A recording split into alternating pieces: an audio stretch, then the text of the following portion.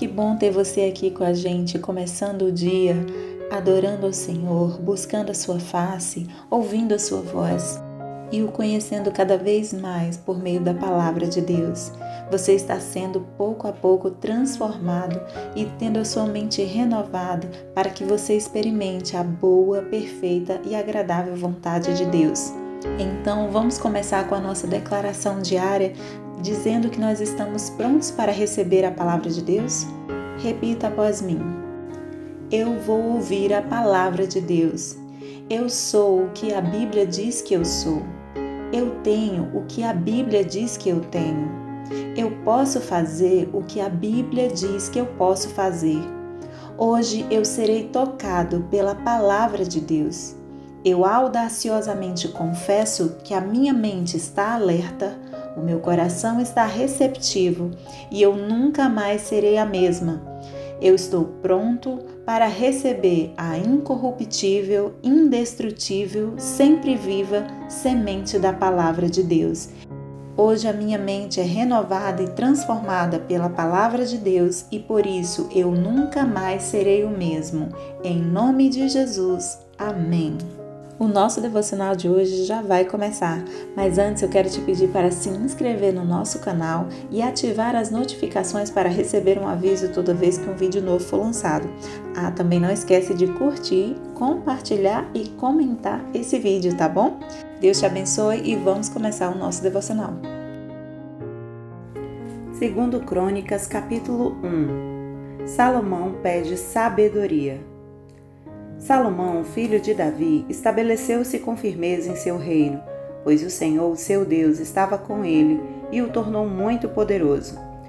Salomão falou a todo o Israel, os líderes de 1000 e de 100, os juízes, todos os líderes de Israel e os chefes de famílias.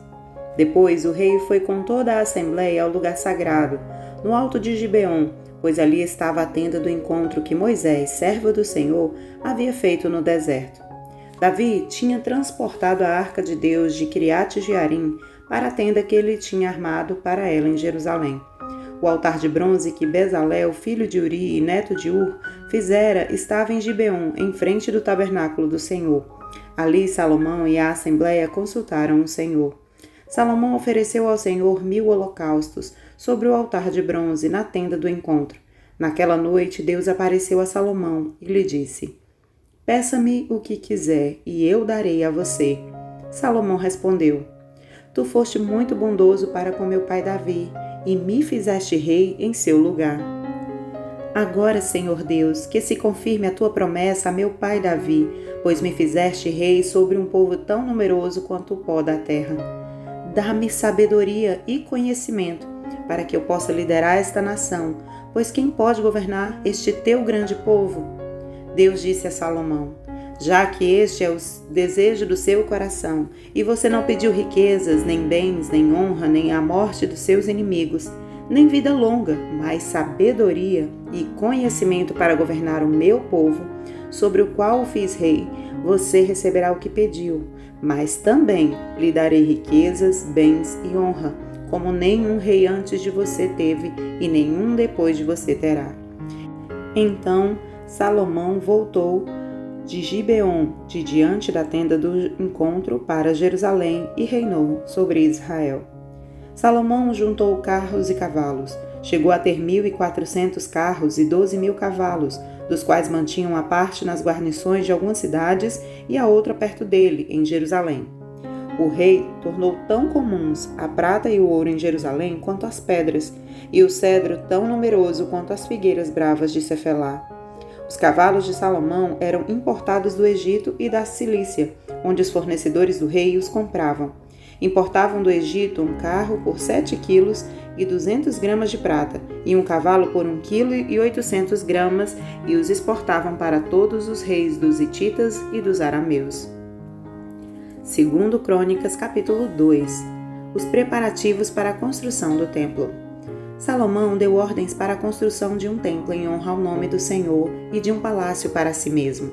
Ele designou 70.000 homens como carregadores, 80.000 como cortadores de pedra nas colinas e 3.600 como capatazes. Depois, Salomão enviou esta mensagem a Hirão, rei de Tiro: Envia-me cedros, como fizeste para meu pai Davi, quando ele construiu seu palácio. Agora estou para construir um templo em honra ao nome do Senhor meu Deus e dedicá-lo a ele, para queimar incenso aromático diante dele, apresentar regularmente o pão consagrado e fazer holocausto todas as manhãs e todas as tardes, nos sábados, nas luas novas e nas festas fixas do Senhor, o nosso Deus. Esse é um decreto perpétuo para Israel. O templo que vou construir será grande, pois o nosso Deus é maior do que todos os outros deuses. Mas quem é capaz de construir um templo para ele, visto que os céus não podem contê-lo, nem mesmo os altos céus? Quem sou eu, então, para lhe construir um templo, a não ser como um lugar para queimar sacrifícios perante ele? Por isso, manda-me um homem competente no trabalho com ouro, com prata, com bronze, com ferro e com tecido roxo, vermelho e azul, e experiente em esculturas, para trabalhar em Judá e em Jerusalém com os meus hábeis artesãos, preparados por meu pai Davi. Também envia-me do Líbano madeira de cedro, de pinho e de junípero, pois eu sei que os teus servos são hábeis em cortar a madeira de lá. Os meus servos trabalharão com os teus para me fornecerem madeira em grande quantidade, pois é preciso que o templo que vou edificar seja grande e imponente. E eu darei como sustento a teus servos, os lenhadores, 20.000 tonéis de trigo, 20.000 tonéis de cevada, 2.000 barris de vinho e 2.000 barris de azeite. Hirão, rei de Tiro, respondeu por carta a Salomão: O Senhor ama o seu povo e por isso te fez rei sobre ele.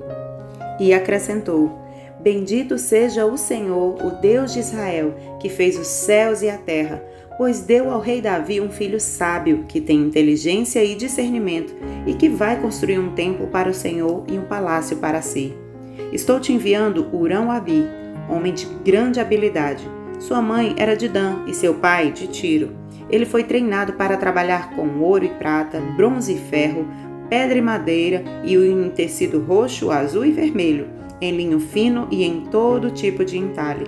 Ele pode executar qualquer projeto que lhe for dado. Trabalhará com os teus artesãos e com os de meu senhor Davi, teu pai. Agora envia, meu senhor, a teus servos o trigo, a cevada, o azeite e o vinho que o meu senhor prometeu, e cortaremos toda a madeira do Líbano necessária e a faremos flutuar em jangadas pelo mar, descendo até Jope.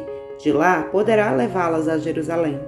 Salomão fez um recenseamento de todos os estrangeiros que viviam em Israel, como o que fizera seu pai Davi, e descobriu-se que eram 153.600. Ele designou 70.000 deles para serem carregadores e 80.000 para serem cortadores de pedras nas colinas, com 3.600 capatazes para manter o povo trabalhando.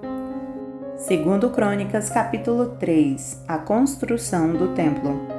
Então Salomão começou a construir o templo do Senhor em Jerusalém, no Monte Moriá, onde o Senhor havia aparecido a seu pai Davi na eira de Araúna, o Jebuseu, local que havia sido providenciado por Davi. Começou a construção no 2º dia do 2º mês do 4º ano de seu reinado. Os alicerces que Salomão lançou para o templo de Deus tinham 27 metros de comprimento e 9 metros de largura, pela medida antiga. O pórtico da entrada do templo tinha 9 metros de largura e 9 metros de altura. Ele revestiu de ouro puro o seu interior.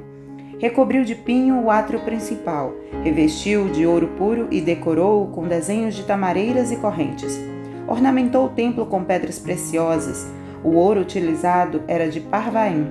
Também revestiu de ouro as vigas do forro, os batentes, as paredes e as portas do templo, e esculpiu querubins nas paredes. Fez o lugar santíssimo, com 9 metros de comprimento e 9 metros de largura, igual à largura do templo. Revestiu seu interior de 21 toneladas de ouro puro. Os pregos de ouro pesavam 600 gramas. Também revestiu de ouro as salas superiores. No lugar santíssimo, esculpiu e revestiu de ouro 2 querubins, os quais, de asas abertas, mediam juntos 9 metros. Cada asa, de 2 metros e 25 centímetros, tocava de um lado na parede do templo e de outro lado na asa do outro querubim. Assim, os querubins com asas que se estendiam por 9 metros estavam em pé, de frente para o átrio principal. Ele fez o véu de tecido azul, roxo, vermelho e linho fino, com querubins desenhados nele. Fez na frente do templo 2 colunas que juntas tinham 16 metros, cada uma tendo em cima um capitel com 2 metros e 25 centímetros. Fez correntes entrelaçadas e colocou-as no alto das colunas. Fez também 100 romãs, colocando-as nas correntes. Depois levantou as colunas na frente do templo, uma ao sul, outra ao norte. A que ficava ao sul deu o nome de Jaquim, e a que ficava ao norte, Boaz. 1º de maio. Hoje nós vamos falar que a nação que honra a Deus terá sucesso. Hoje é o 1º dia do mês de maio e, como todo o 1º dia, ele representa para nós um novo ciclo, uma nova história, aquilo que nós podemos fazer diferente. Hoje também começamos a leitura de um novo livro da Bíblia, o livro de 2 Crônicas. Esse livro, ele enfatiza as bênçãos de seguir Deus para os judeus que retornavam do exílio. Esse livro é a continuação da história de Israel, desde o reinado de Salomão até o exílio. Por isso ele dá pouca atenção aos reis maus, mas descreve em detalhes a vida daqueles monarcas que procuravam fazer as coisas do jeito de Deus. Com esse foco, o livro de 2 Crônicas adverte o povo da desobediência a Deus e relembra que para ter sucesso, uma nação deve honrar o Senhor. Nesse livro encontramos fiéis seguidores de Deus nesse longo relato da queda de uma nação à corrupção, idolatria e concessões. Salomão, por exemplo, a partir do capítulo 1 ao 9, ele começa com sabedoria, mas ele encerra sua vida em tola desobediência. Mesmo assim, a rainha de Sabá louvou a Deus por suas ricas bênçãos sobre o reino de Salomão, conforme que está escrito em 2 Crônicas 9, do 1 ao 12. A idolatria da rainha Atalia pôs a nação sob a influência de Baal, em 2 Crônicas 22 e 23. Mas Jeoseba arriscou a vida durante 6 anos para esconder o herdeiro legítimo ao trono dessa rainha perversa, em 2 Crônicas 22. Anos seguidos de práticas idólatras endurecem o coração do povo para com Deus. Mas a profetisa Hulda proferiu com coragem as palavras divinas de recomendação e advertência, conforme o que está descrito no capítulo 34. Embora a influência do bem estivesse presente em Israel, a escolha pela desobediência nesse livro, conforme nós vamos ler, acaba vencendo. Isso é, a desobediência do povo permanece a mesma. Após anos de tumulto político, a amada Jerusalém caiu. O templo foi destruído e o povo se viu no exílio. Mas 2 Crônicas ele não termina com um tom desanimador. As últimas palavras do livro são um lembrete da profecia de restauração de Jeremias e um decreto do rei Ciro da Pérsia, dando permissão para o retorno a Jerusalém a qualquer exilado que desejasse fazê-lo, lá em 2 Crônicas, capítulo 36. Durante todos esses dias que leremos o livro de 2 Crônicas, nós podemos olhar pelo exemplo do povo de Israel aquilo que nós não devemos fazer, isto é, a desobediência ao Senhor, e aquilo que nós devemos fazer, aquilo que nós devemos nos lembrar. Deus sempre nos chama a honrá-lo, a obedecê-lo, a fazer aquilo que agrada ao seu coração. Pois se nós permanecermos no caminho de morte, no caminho de pecado, fazendo aquilo que nós achamos que é certo, sem consultar o Senhor, o nosso fim será exatamente aquilo que nós procuramos, ou seja, será um fim de morte, porque o que a nossa carne deseja só produz destruição. Nós devemos aprender com o povo de Israel a não fazer aquilo que desagrada ao Senhor, a fazer, inclusive, o contrário, a buscar ao Senhor de todo o nosso coração, de toda a nossa alma e de todo o nosso entendimento, conforme a oração que Salomão disse, para que nós possamos sempre nos lembrar de que sozinhos nada podemos fazer, que nós precisamos do Senhor para moldar a nossa vida, moldar o nosso caráter, a nossa forma de pensar, e Ele fará em nós a transformação de que precisamos para ter uma vida segundo o coração de Deus. Nós precisamos então nos submeter ao Senhor, ao seu senhorio, ao seu cuidado, ao seu moldar em nossas vidas. Deus deseja sempre o melhor para nós, mas exige também de nós um posicionamento de fidelidade, honra e obediência a Ele. Por isso hoje, ao começar este novo dia, escolha o Senhor, escolha fazer a vontade dEle, escolha orar e buscar ao Senhor de todo o seu coração e recomeçar se for possível. Você tem uma nova chance, uma nova história a ser escrita a partir de agora. Não é tarde para você. Volte, confesse aquilo que precisa ser confessado ao Senhor e siga em frente. Comece a partir de agora uma nova história na sua vida. Amém? Posso orar por você? Senhor Deus e Pai, em nome de Jesus eu te peço que abençoe esta pessoa que está ouvindo este devocional. Senhor, hoje é o começo de uma nova história na vida desta pessoa, é isso que eu desejo para ela. Pai, em nome de Jesus, que esta pessoa agora tenha uma vida transformada, renovada. Renova a mente desta pessoa e dá-lhe a mente de Cristo, para que ela possa ver como Tu, para que ela possa ouvir como Tu, para que ela possa pensar como Cristo pensa. É isso que eu desejo para a vida desta pessoa agora, em nome de Jesus. E já te agradeço. Amém e amém. Amém, meu querido. Amém, minha querida. Que Deus te abençoe. Tenha um ótimo dia e até o próximo devocional.